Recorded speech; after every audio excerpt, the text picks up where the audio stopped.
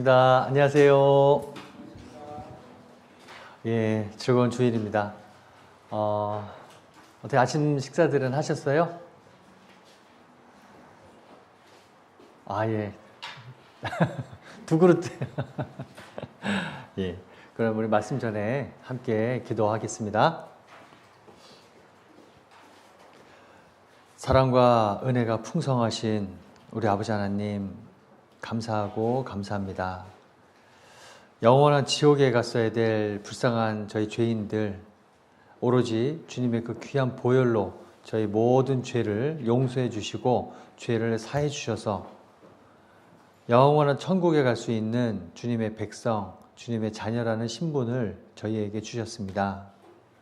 그 귀하고 귀한 주님의 사랑의 선물, 저희가 가진 이 작은 믿음, 이 하나만 보시고 저희를 주님의 자녀 삼아 주신 이 큰 은혜, 저희가 무엇으로 보답할지 항상 고민하고 또 기도하고 또 저의 삶으로 실천할 수 있는 우리들이 될 수 있기를 주님 간절히 바랍니다. 오늘 이렇게 또 주님의 말씀 앞에 한자리에 모였습니다. 주님 이 자리에 함께 하셔서 저희 각자에게 합당한 지혜와 능력과 주님의 마음을 더욱더 저희에게 부어주시고 또 여러 가지 사정으로 이 자리에 함께하지 못한 우리 형제 자매님들 계시다면 어느 곳에 계시든지 주님의 그 귀하고 귀한 말씀 더욱더 창념할 수 있도록 그 마음도 더욱더 주장해 주셔서 주님께서 주시고자 하는 그 큰 지혜와 은혜들을 꼭 받을 수 있기를 주님 저희 간절히 바라고 원합니다. 말씀을 맡은 이 부족한 입술에도 주님 함께하여 주시고 마치는 시간까지 주님께 모든 것들 의지합니다. 이 모든 기도 우리를 너무 사랑하시는 우리의 구세주 예수님 이름으로 감사하며 기도드렸습니다. 아멘.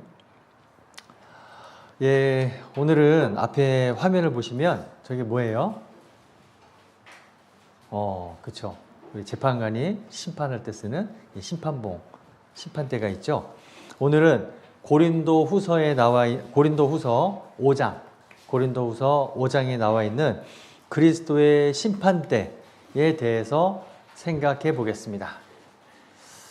어떤 분들은 여쭤보기도 하시더라고요. 천국만 가면 됐지 무슨 또 심판이 있냐.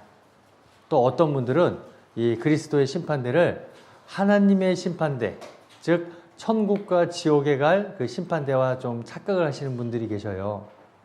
이 그리스도의 심판대 잘 알게 된다고 한다면 우리는 우리 주님 다시 만날 그날까지 더 즐겁게, 더 자원하는 마음으로 더 행복하게 신앙생활 할 수 있을 줄 믿습니다. 자, 그러면 고린도후서 5장 8절에서 10절까지 말씀을 제가 읽어드릴게요. 우리가 담대하여 원하는 바는 차라리 몸을 떠나 주와 함께 거하는 그것이라. 그런즉 우리는 거하든지 떠나든지 주를 기쁘시게 하는 자 되기를 힘쓰노라. 이는 우리가 다 반드시 그리스도의 심판대 앞에 드러나 각각 선악간에 그 몸으로 행한 것을 따라 받으려 함이라.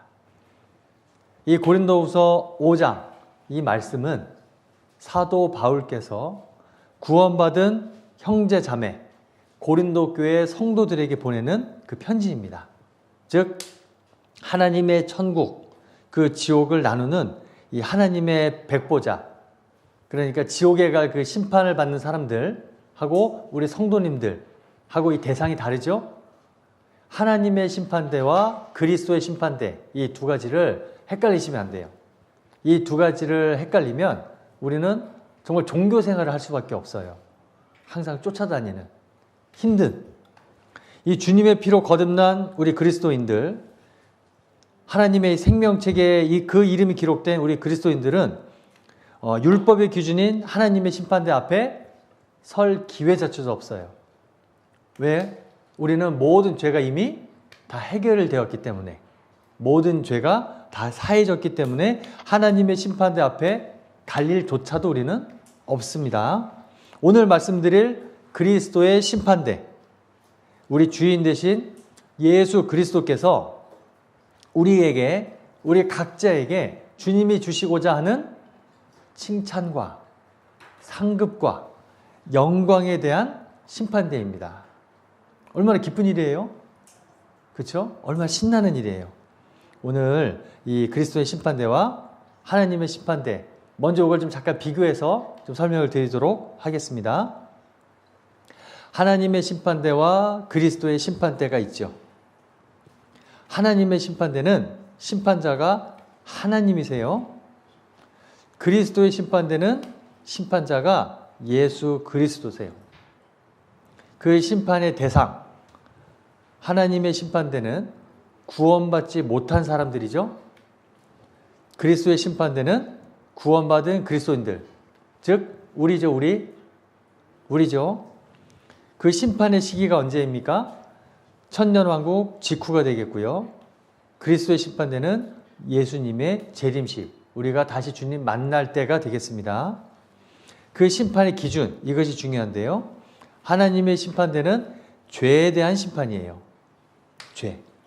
우리는 모든 죄가 용서된 사람들입니다. 우리는 모든 죄가 해결된 사람들이죠. 그래서 하나님의 심판대 앞에 설 일이 없고 그리스도의 심판대 앞에서 선악간의 심판을 받게 됩니다. 선악이 뭐지? 이게 죄 아니야? 라고 생각을 하실 수 있을 것 같아요. 제가 선악에 대해서 잠시 후에 더 자세하게 설명을 드릴게요. 이 하나님의 심판대를 받게 되면 우리는 지옥을 가게 됩니다. 형벌을 받죠? 즉 우리는 절대 하나님의 심판대 앞에 서서도 안 되고요. 모든 죄가 용서된 우리는 하나님의 심판대 앞에 설 일이 없어요. 구원받은 성도들, 우리 거듭난 그리스도인들은 그리스도의 심판대 앞에 주님이 주시고자 하는 칭찬과 영광과 상급을 받게 되는 그 심판이라는 것을 잊으시면 안 되겠습니다. 하나님의 심판대는 우리에게 없습니다.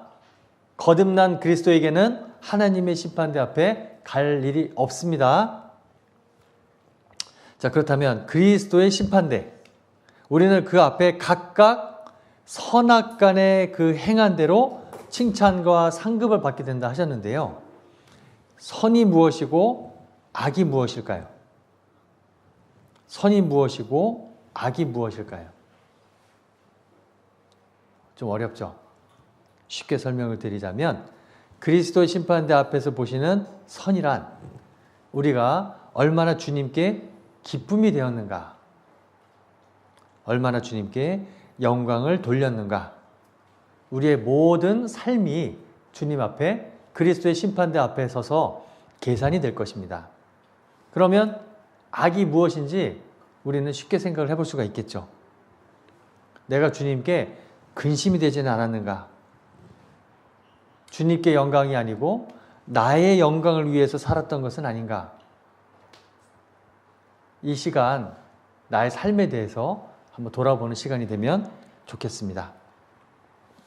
구원받은 이후에 주님의 백성으로, 주님의 자녀로서 선한 삶, 주님께 기쁨이 되고 주님께 영광을 돌리는 그 삶을 살아간다고 한다면 주님께서는 우리에게 넘치는 칭찬과 상급을 주실 것, 영광을 주실 것을 약속하셨습니다.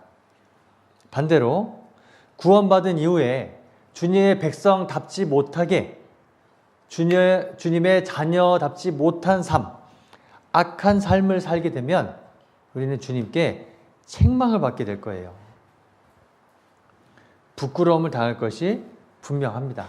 이것이 주님의 말씀이에요.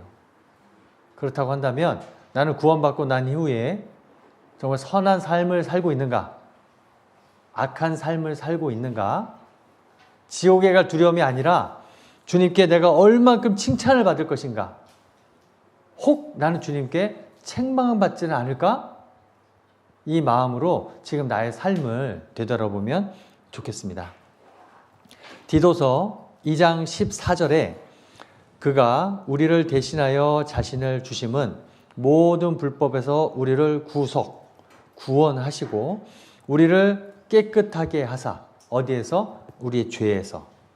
우리를 깨끗하게 하사, 우리의 모든 죄에서. 왜요? 선한 일에 열심하는 친백성이 되게 하려 하심이니라. 우리 주님이 우리를 우리를 구원해 주신 이유, 우리 모든 죄에서 주님의 그 귀하고 귀한 피로 우리를 깨끗하게 해주신 그 이유가 여기 나와 있습니다.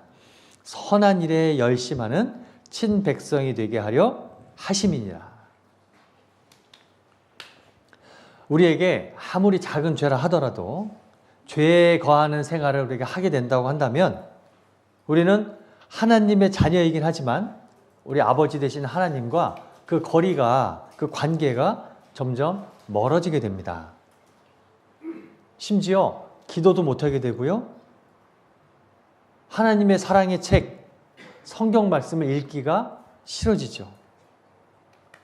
전도 힘이 없어요.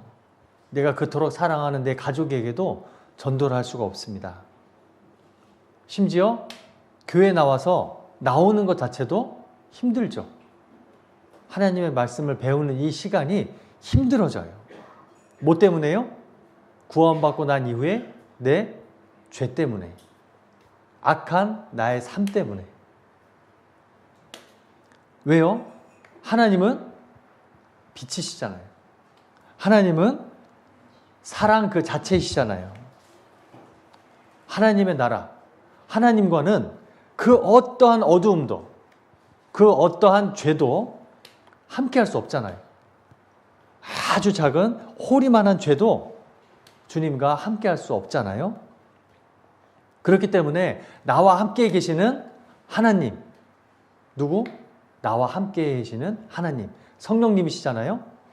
그 성령님이 나의 지금 악한 행실, 나의 악한 삶, 구원받고 난 이후에 나의 죄 때문에 우리 성령님께서 근심하시잖아요. 걱정하시잖아요. 요한일서 8장 9절에 보면 만일 우리가 죄 없다 하면 스스로 속이고 또 진리가 우리 속에 있지 아니할 것이요 만일 우리가 죄를 자백 스스로 고백하면 저는 미쁘시고 의로우사 우리 죄를 사하시며 모든 불의에서 우리를 깨끗게 하실 것이요. 우리는 이미 지옥에 갈 내 죄, 지옥에 갈 모든 죄는 다 용서함을 받았습니다.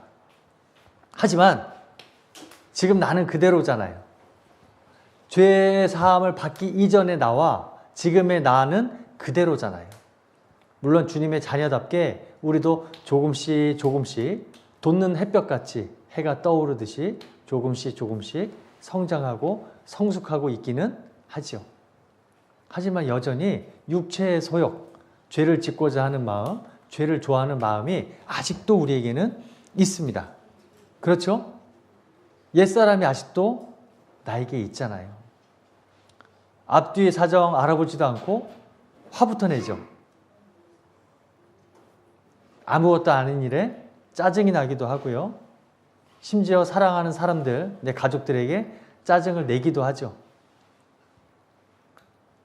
우리 귀하고 귀한 우리 교회 형제 자매님들에게 분을 내기도 합니다. 내 겉으로 드러내지는 않았지만 내 마음에서부터 이미 판단하고 정죄하고 내 마음에 그런 정말 이 악한 마음이 왜 올라오죠? 이 아무것도 아닌 세상을 바라보면서 때로는 유혹도 받지요. 부럽기도 합니다. 탐심이 올라오죠. 심지어 음란한 마음이 올라오기도 하잖아요. 우리가 정말 이 생각과 마음으로만 죄를 진다면 그나마 다행인데 때로는 내 자신을 속여가면서까지 내 가까운 사람들을 속여가면서까지 내 몸과 행동으로도 죄를 짓는 우리잖아요. 정말 놀라운 일인 것 같아요. 그렇게 되면 어떻게 돼요?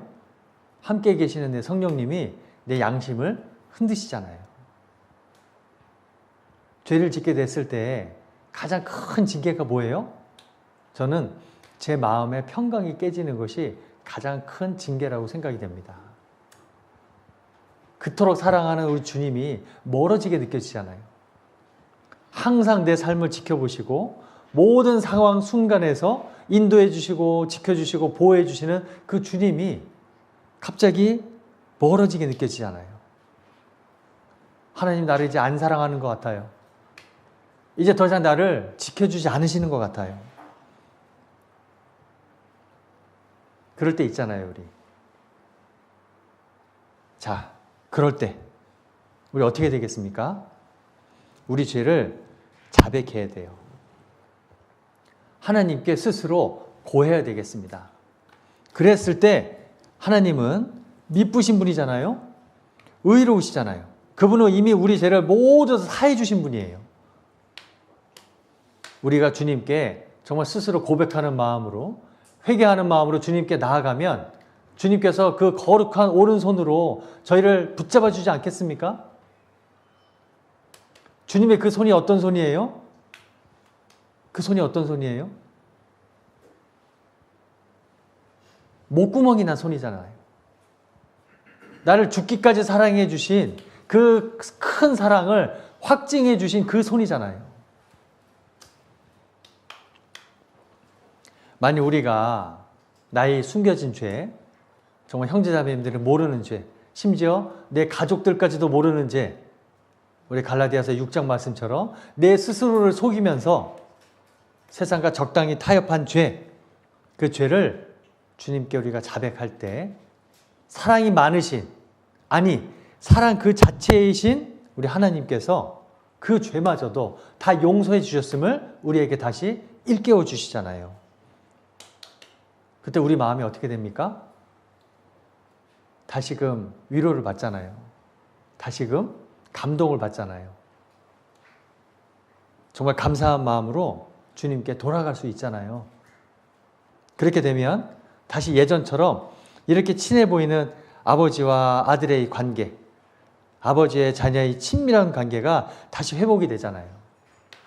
그렇게 요동치고 흔들리던 내 마음에 평강이 다시 찾아오잖아요. 아, 우리 주님 날 사랑하셨지.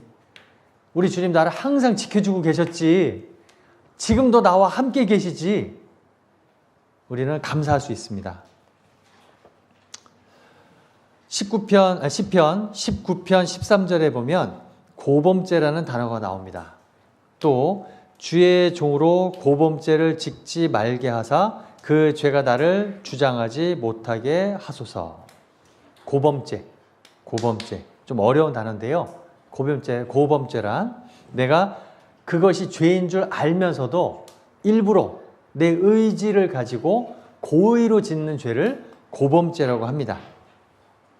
이것이 내가 죄인 줄도 알면서 아, 내가 이러면 안 되는데, 이렇게 살면 안 되는데, 아니, 나는 이렇게 살아야만 하는데, 알면서도 계속 죄를 짓는다면, 즉, 고범죄를 짓는다면, 하나님께서 직접 개입하실 겁니다. 하나님의 자녀들의 삶에 적극적으로 개입하실 거예요. 왜요?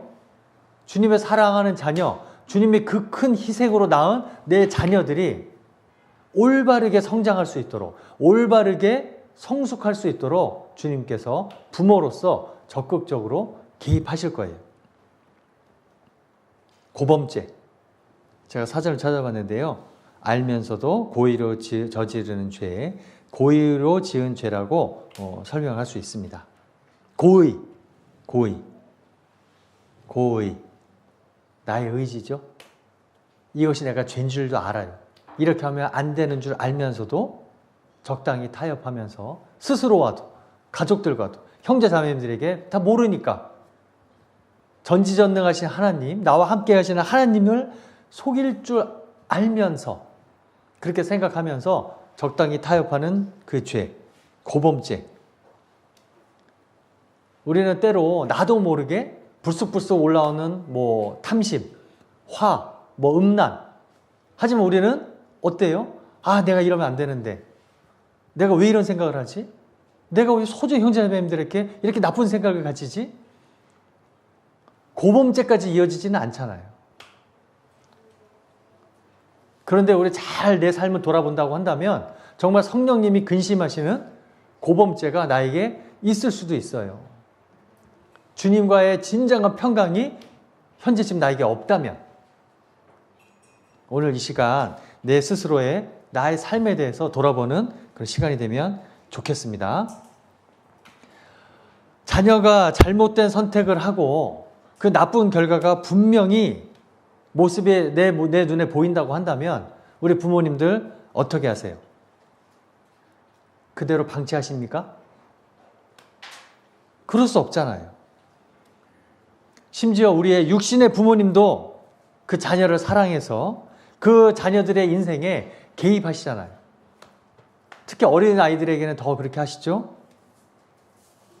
그런데 주님의 그 귀한 보혈로 사신 주님의 자녀들, 우리 거듭난 성도들, 잘못된 선택을 하고 나쁜 결과가 눈에 보이는데 우리의 참 부모이신 하나님께서 개입하지 않으실까요? 그대로 방치하실까요? 마음대로 하게 두는 것이 사랑이에요? 그래서 성경에서는 징계를 분명히 말씀하셨습니다. 징계. 이 징계는 다 받는 것이거늘 만약에 내가 의지를 가지고 이게 죄인 줄 알면서도 지속적으로 반복적으로 죄를 짓게 된다면, 고범죄를 진다면 반드시 징계가 있거든요. 그런데 나에게 내 삶에 분명히 지금 고범죄가 있는데, 반복되는 죄를 짓고 있는데 징계가 없으면 그는 사생자예요. 참 아들이 아닙니다. 저는 아들이 둘이 있는데요. 우리 막내 아들이 좀 많이 까불이에요. 식당에 가면 예전에, 지금은 이제 좀 많이 커서 괜찮은데 어렸을 때 이게 식당에 같이 들어가면 처음에는 소심하게 엄마 아빠한테 막 올라타죠. 막 반찬들을 막 흩집어 놓죠. 조금 더 이제 대범해지면 다른 테이블에까지 침입을 하죠. 여기저기 뛰어다니기 시작합니다. 소리를 지르기 시작을 해요. 여러 사람들에게 피해를 끼치죠. 참 부모인 저는 어떻게 할까요? 경고를 하죠. 너 이 녀석 식당에서 이렇게 하면 돼? 안 되잖아.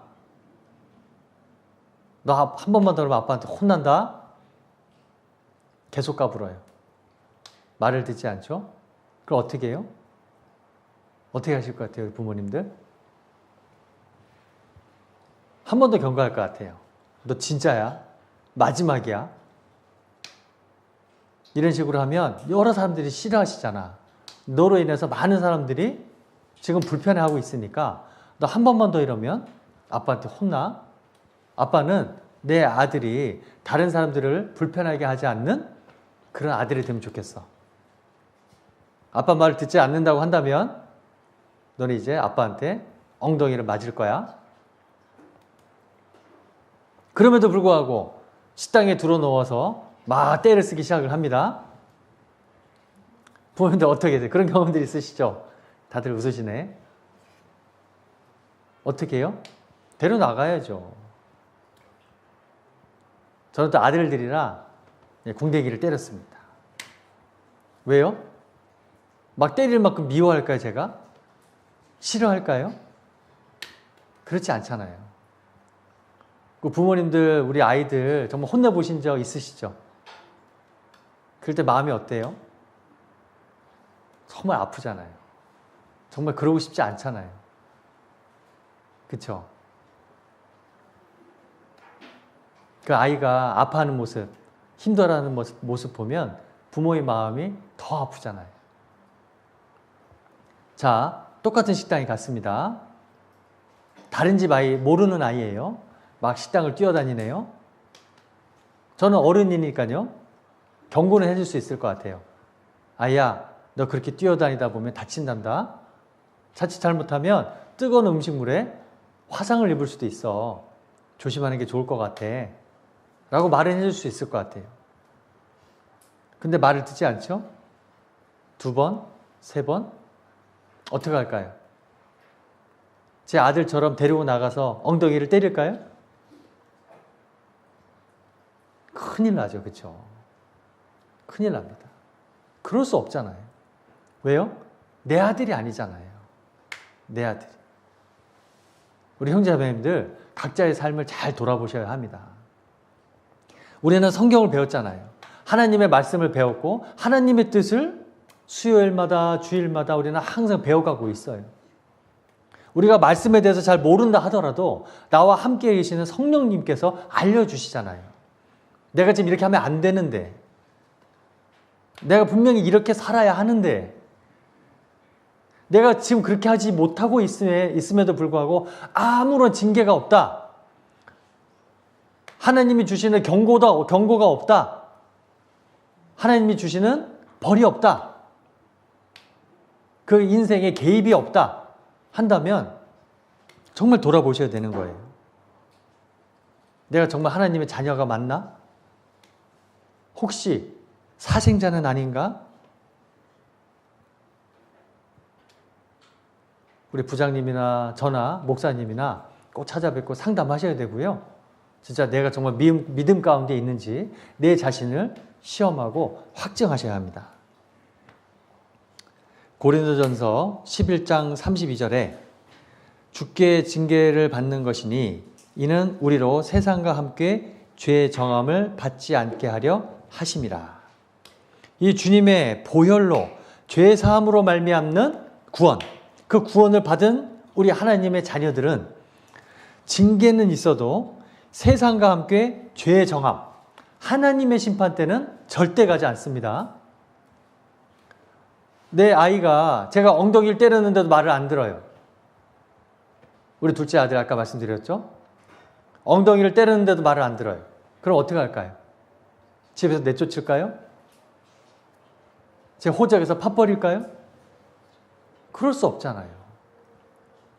우리가 어떻게 하나님의 자녀가 됐는데, 예수님이 십자가에서 어떻게 돌아가셨는데 그 사랑을, 그 희생을 되돌릴 수 있어요? 그 누가 하나님의 손에서 우리를 빼앗을 자가 있겠습니까? 그럴 수 없잖아요. 그럴 수 없어요.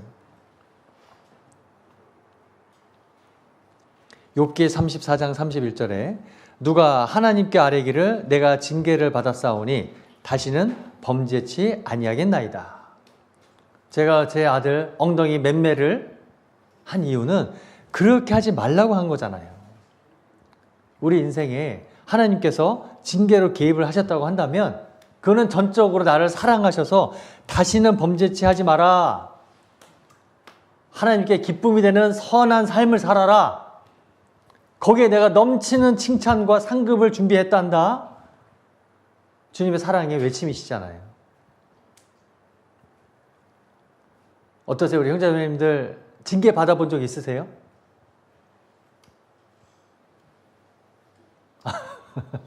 있다고 하시네요. 저도 징계를 받아본 적이 많아요.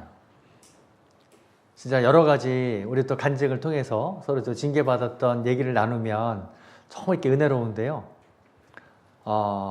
그럴 때 있잖아요. 제가 부끄러운 고백을 하자면 이게 죄인지 알아요. 이렇게 하면 안 되는 거 알아요. 그런데 에이 괜찮겠지. 다른 형제자매님들 이거보다 더 큰 죄도 짓던데 하나님의 기준을 바라보는 게 아니라 내 눈으로 다른 형제자매님들과 나를 비교하는 거예요. 나는 주일 가서 말씀도 들었는데 나는 기도도 하고 있어. 저번에 전도도 했어. 그러니까 요 정도 죄는 지어도 되지 않아? 하나님이 요 정도 죄는 좀 눈 감아주지 않으실까? 하지만 내 마음에서 이미 양심이 두근거리기 시작을 하죠. 아닌데 아닌 줄 알잖아요 우리가. 그럴 때 불현듯 갑자기 징계가 찾아오죠. 아프죠? 그런데 그 순간 되게 기쁜 거 아세요? 그래 올 게 왔구나. 맞아, 하나님 내 아버지 맞아. 이렇게 나를 또 때려주시는구나. 너무 기뻐요. 마음에 평강이 찾아오죠. 주님 감사합니다. 저 이거 안 할게요. 이제 버릴 수 있어요. 다시 범죄치 않을 것 같아요. 주님 감사합니다. 그 징계에 우리는 주님의 사랑을 다시 한번 깨닫고 정말 감사할 수 있잖아요. 내가 이 죄를 버릴 수 있는 용기가 생기잖아요. 결심할 수 있잖아요. 우리는 천국에 갔을 때 주님 앞에 이렇게 무릎 꿇게 될 겁니다. 왜요? 매 맞으려고요? 아니에요. 그리스도의 심판대 앞에 갔을 때 주님께서 이 영광의 면류관, 칭찬과 함께 우리에게 영원한 영광의 면류관을 준비하고 계신 거예요. 우리가 어떻게 살아왔는지, 얼마나 주님께 기쁨이 됐는지, 주님을 위해서 내가 얼마나 땀을 흘렸는지, 주님의 소원인 모든 사람이 구원을 받으며 진리를 아는 데 이르기를 원하시는 그 일에 내가 얼마나 눈물을 쏟았는지 주님 일일이 헤아리시고 계수하시고 우리에게 준비된 칭찬과 상급과 영광을 가지고 기다리실 거예요. 그 앞에 우리는 무릎 꿇고 영광스럽게 주님이 주시고자 하는 것들을 받게 될 것입니다. 로마서 14장 11절 12절에 보면 기록되었으되 주께서 가라사대 내가 살았노니 모든 무릎이 내게 꿇을 것이요 모든 혀가 하나님께 자백하리라 하였느니라. 이러므로 우리 각인이 모든 사람들 한 명 한 명이 자기 일을 하나님께 직고하리라. 직접 설명하리라. 하나님께 직접 내 입으로 내가 어떻게 살았는지, 얼마나 어떤 선한 삶을 살았는지, 어떤 악한 삶을 살았는지 주님께 전부 다 우리가 아뢰게 될 거예요. 직고하게 될 거예요. 하나님, 내 모든 삶을 모르실까요? 지금도 나와 지금 함께 계시는데, 지금 우리가 생각하고 있는 내 생각들, 지금 내 마음에 아 맞아 하면서 떠오른 내 죄 문제들, 이렇게 살면 안 되는데, 어제 내가 그 형제님한테 그렇게 하지 말았어야 되는데, 어제 그 자매님한테 내가 그렇게 통화하지 말았어야 되는데 등등 하나하나 하나님 다 아시지 않을까요? 그럼에도 불구하고 우리는 주님 앞에 무릎 꿇고 우리 각자의 입으로 주님께 다 아뢰게 될 겁니다. 결코 속일 수 없습니다. 누가복음 19장에 보면 열 문화, 이 당시에 돈의 그 단위예요. 문화. 열 문화의 비유가 나옵니다. 마태복음 25장에 나오는 그 달란트의 비유와 좀 이렇게 비교가 되는 그런 말씀이긴 한데요. 누가복음 19장에 나와 있는 이 은열 문화, 이 을 문화의 비유는 구원받은 성도들에게 주시는 말씀이에요. 달란트의 비유에서는 주인께서 주시는 그 소유로, 그 달란트로 열심히 장사를 하지 않은 게으르고 악한 종을 그 주인이 돌아왔을 때 내어 쫓았어요.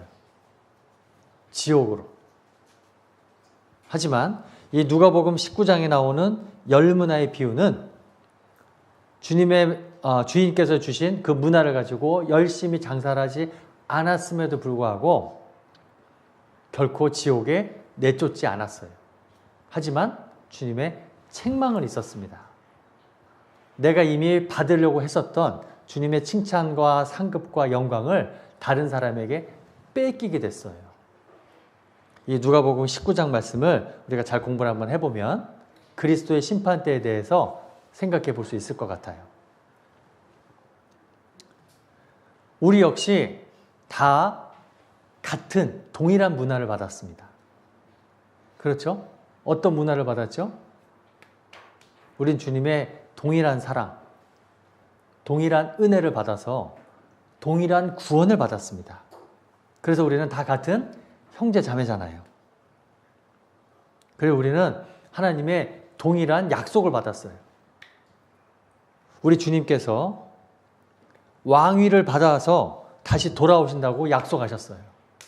주님의 때가 됐을 때, 세상 마지막 때가 됐을 때 주님께서 우리에게 주시고자 하는 상급과 영광의 면류관을 가지고 우리 구원받은 성도들을 데려가시기 위해서 다시 돌아오신다 약속하셨잖아요.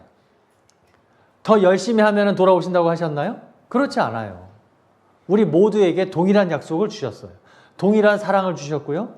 동일한 은혜를 주셨어요. 지금 이 순간에도 여러분들에게 동일한 말씀이 전해지고 있습니다. 하지만 각자가 이 말씀을 지금 어떻게 듣는지는 여러분들에게 달려있죠? 아, 졸려. 저번에 배웠던 말씀인데. 그렇게 듣는 분들이 계실 거고, 또 어떤 분들은 나의 숨겨진 고범죄가 뭐지? 내 삶을 계수 한번 해보고, 내가 정말 주님께 기쁨이 되고 있는가? 주님께 영광이 되고 있는가? 나 정말 주님께 칭찬받고 싶은데 앞으로 어떻게 해야 되지? 내 삶을 돌아보는 형제자매들이 계실 거 아니에요? 그리고 우리 그 주님의 동일한 부탁을 받았습니다. 너희는 온 천하에 다니며 복음을 전파하라고.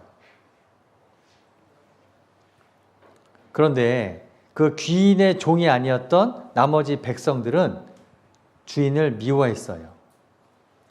그 주인이 왕이 되는 것을 원치 않았어요. 예수님이 처음에 예루살렘에 입성하셨을 때 어땠습니까? 많은 사람들, 남녀노소 가리지 않고 종려나무를 흔들면서 호산나 호산나 찬송하리로다. 우리 주의 이름으로 곧 이스라엘의 왕이시여 우리가 주를 찬양하나이다. 그렇게 외쳤던 많은 유대인들이 예수님의 삶을 보면서 예수님의 말씀을 들으면서 예수님이 왕이 되기를 원치 않았어요. 예수님을 심지어 미워하고 반대하고 죽이기까지 했잖아요. 왜 그랬을까요? 유대인들은 육신의 눈으로만 기대했잖아요. 우리 예수님의 능력이 어땠습니까? 풍랑을 잠잠케 했죠. 바다 위를 걸으셨습니다. 심지어 죽은 자도 살리셨어요. 오병이어의 기적. 5개의 떡으로 2마리의 물고기로 5,000명이 넘는 사람들을 먹이고도 12광주리가 넘는 그런 광주리를 남기셨잖아요. 그런 이적을 저희에게 보이셨잖아요. 그런 주님의 저 큰 능력으로 아 멋지다. 이제 로마 저 군병들 다 죽여버리고 우리 이스라엘이 전 세계에서 가장 강한 나라로 만들어 주시겠구나 기대했었는데 우리 주님은 오로지 우리들의 영혼에만 관심 있으셨잖아요.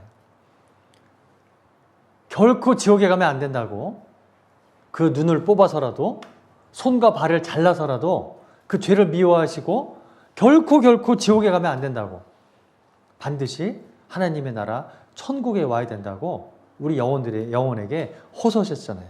부르짖으셨잖아요. 그 유대인들은 큰 오해와 실망으로 예수님을 더 미워했던 것은 아닐까요? 주님 다시 돌아오실 때 우리 주님 다시 만날 때 그 주님의 핏값으로 사신 우리들 주님의 성도들 그리스도의 심판대 앞에 반드시 서게 될 겁니다. 우리 주인이 왕위를 받아가지고 돌아와서 은준 종들 누구죠? 주님의 동일한 은혜, 동일한 사랑, 동일한 약속, 동일한 부탁을 받은 종들, 주님의 자녀들이 각각 주님의 그 주신 은혜와 사랑으로 어떻게 장사를 했는지, 어떻게 살았는지, 어떤 선한 삶을 살았는지 주님께서 알고자 하실 거예요. 그 평가에 따라서 우리는 각각 합당한 보응을 받게 될 것입니다. 주님의 칭찬과 책망이 있습니다. 주님의 상급과 영광이 있고요. 부끄러움도 있어요.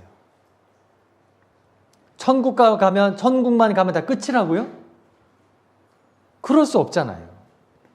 난 이미 죄사함 다 받았어. 나 적당히 죄 지으면서 살아도 돼. 어차피 지옥에는 안 가잖아. 그럴 수 없는 거예요. 그리스도의 심판대가 있다니까요. 이는 우리가 다 반드시 그리스도의 심판대 앞에 드러나 각각 그 선악간에 그 몸으로 행한 것을 따라 받으려 함이라. 우리가 주님 앞에 섰을 때, 그리스도의 심판대 앞에 섰을 때 우리는 우리의 삶으로 10문화를 남겼는지, 5문화를 남겼는지, 1문화를 남겼는지, 심지어 1문화도 남기지 못했는지, 주님이 원하는 삶을 살지 못했는지 다 계산이 될 겁니다. 철저하게 말이죠. 왜요? 우리 주님은 우리의 중심을 보시기 때문이죠. 우리 마음을 보시기 때문이죠. 지금 이 순간도, 이 시간도 우리와 함께 하시기 때문이죠. 1문화로 10문화를 남긴 종이 있습니다. 1문화로 10문화를 남겼어요. 얼마나 열심히 살았을까요? 돌아오신 주님께서 뭐라 하셨습니까? 잘하였다 착한 종이요. 잘하였다 착한 종이요. 칭찬이 있었죠? 그런데 그 칭찬에서 그치지 않습니다. 내가 지극히 작은 것에 충성하였으니 10고을 권세를 차지하라. 그저 나는 주님이 주신 1문화로 열심히 장사해서 10문화를 남겼을 뿐이에요. 근데 주님께서는 얼마나 큰 상급과 영광을 주셨습니까? 10개 고을을 다스릴 수 있는 권세를 주신 거예요. 내가 한 것과 내가 살아온 삶과 비교도 안 될 만큼의 상급과 영광이 기다리잖아요. 1문화로 5문화를 남겼습니다. 철저히 계산하시는 하나님께서 5고을 다스릴 권세를 주셨어요. 우리는 이 잘하였다 착한 종이요. 칭찬만 받아도 충분하잖아요. 주님께서 우리 눈에서 눈물 닦아주시고 머리 한번 쓰다듬어 주시면 등 한번 다독거려 주시고 한번 안아만 주시면 사실 충분하고도 넘치잖아요. 놀라운 약속입니다. 이 큰 상급과 영광. 하지만 다른 종은 어떻게 했죠? 주여 보소서, 주의 1문화가 여기 있나이다. 내가 수건으로 싸두었었나이다. 이는 당신이 엄한 사람인 것을 내가 무서워함이라. 당신은 두지 않은 것을 취하고 심지 않은 것을 거두나이다. 수건으로 싸두었어요. 장사를 하나도 하지 않았어요. 왜요? 주인이 엄한 사람인 것을 내가 무서워했기 때문이죠. 여러분, 우리 아버지 하나님이 우리에게 무서운 존재인가요? 하나님의 심판대에 심판자, 무서운 존재입니까? 당신은 두지 않은 것을 취하고 심지 않은 것을 거두나이다. 두지 않은 것도 취하는 악독하신 분인가요? 심지 않은 것을 거두는 욕심 많은 분이에요? 그렇지 않잖아요. 그렇지 않잖아요. 스스로 성경도 모르고 하나님의 능력과 하나님의 마음도 모르는 이 악한 종은 하나님을 오해하고 오히려 아마 다 알았을 거예요. 알았음에도 불구하고 이렇게 핑계대고 변명하고 있잖아요. 왕이 되어서 돌아온 이 주인이 이 핑계대는 악한 종에게 이렇게 책망하셨습니다. 악한 종아, 내가 내 말로 너를 판단하노니 내가 무서운 사람인 줄 알았으면 왜 이 내 문화, 1문화를 은행에 두어서 이자라도 받지 않게 하게 하였느냐? 이 게으르고 악한 종아. 주님의 책망이 있을 거예요.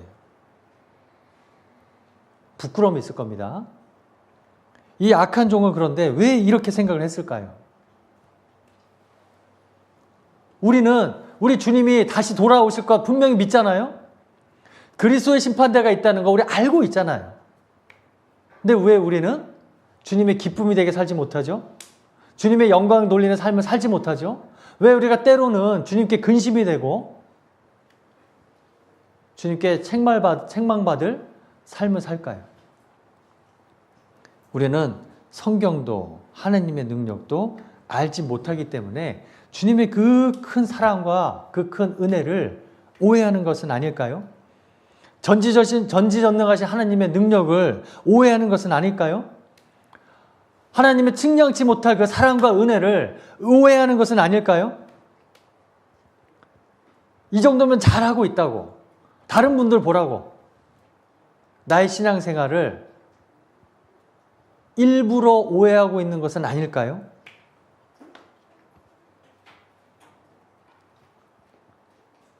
요한계시록 22장 12절에 주님 이렇게 말씀하셨습니다.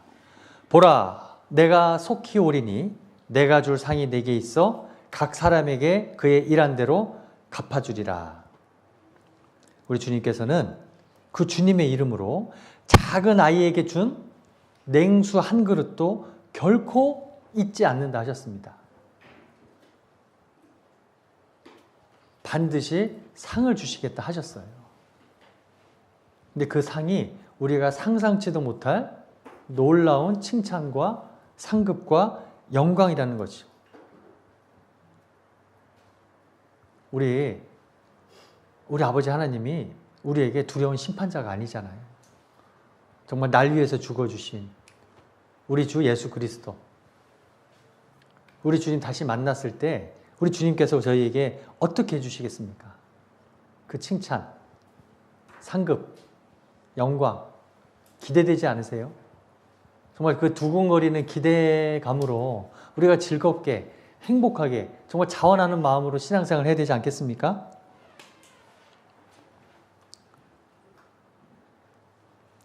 이 왕이 되어서 돌아온 주인은 이 게으르고 악한 종에게 주었던 그 한 문화도 뺏어서 오히려 10문화를 받았던 착하고 충성된 종에게 주었습니다.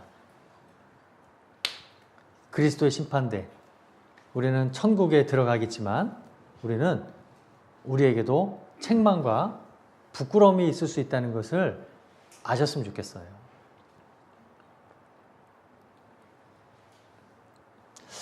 이분들이 누군지 아세요? 이분들이 누군지 아세요? 다 이름도 모르는 분들이죠? 이분들은 순교자. 우리 이름은 모르잖아요. 그렇죠? 이분들 덕분에 저희가 지금 이렇게 잘 살고 있잖아요. 이름도 모르는 분들이지만 이분들은 일본으로부터 우리나라를 독립시키기 위해서, 해방시키기 위해서 피땀 흘려서 죽어주신 분들이에요. 독립투사들이에요. 그리고 이분들은 누군지 아세요? 우리나라를 일본에 팔아넘긴 대표적인 친일파예요. 어떻습니까? 우리나라가 독립이 됐죠? 독립이 된 그 기쁨은, 그 혜택은 우리나라 국민이라면 모두가 다 누리겠죠. 그런데 그 독립을 위해서, 우리나라의 광복, 해방을 위해서 자기 목숨을 바쳐서 일제와 싸웠던 이 독립투사들, 그리고 일본에게 나라를 팔아넘긴 이 친일파들, 그 중간도 있겠죠? 적당히 이 친일파와 타협하면서, 세상과 타협하면서, 앞잡이까지는 안 했잖아. 내가 우리나라를 팔아넘기진 않았잖아. 창씨개명 정도는 괜찮지 않을까? 일본 사람하고 장사 정도는 괜찮지 않을까? 이랬던 사람들이 있을 거 아니에요. 이 사람들이 영광이 같아서야 되겠습니까? 성도님들 어떠세요? 우리 집회 때 우리 정말 구원받기 좋은 말씀 있잖아요. 골고다 언덕에서 예수님 십자가에 못 박히셨을 때 그 양옆에 못 박혔던 죄수들 있잖아요. 정말 그분 덕분에 저도 구원받았거든요. 정말 아무것도 한 것도 없이 오로지 하나님의 사랑과 은혜만으로도 구원받을 수 있구나. 내가 꼭 그동안에 착한 일을 많이 하고 열심히 교회를 다니고 성경을 많이 알아야 구원받는 것이 아니구나. 그래요. 저는 그 죄수 덕분에 정말 구원을 받았어요. 하지만 그 죄수가 십자가에서 그날 돌아가시고 천국 갔겠죠. 왜요? 우리 주님께서 내가 오늘 밤 나와 함께 정령 낙원에 있으리라 약속해 주셨으니까 천국에 갔겠죠. 그 죄수의 영광과 상급과 칭찬이 사도 바울의 그것과 같아서야 되겠습니까? 사도 바울은 우리에게 복음이 전해지도록 주님의 사랑이 전 세계에 퍼질 수 있도록 수없이 매맞고, 그렇죠? 몇 번을 죽을 뻔했습니까? 배가 파선이 되고요. 그런 사도 바울과 그 골고다 언덕에서 그 죄수가 주님의 앞에, 그리스도의 심판대 앞에 섰을 때 같은 천국이니까 같은 상급 받으면 될까요? 같은 영광을 받으면 되겠습니까? 같은 칭찬이 있을까요? 그렇지 않잖아요.